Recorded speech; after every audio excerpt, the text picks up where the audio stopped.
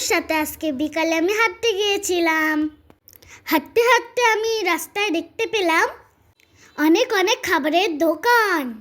এগুলো দেখে আমার অনেক লোভ লাগছিল, তাই আম্মুকে বললাম কিছু খাওয়াও আমাকে, আমার অনেক ক্ষুধা লেগেছে।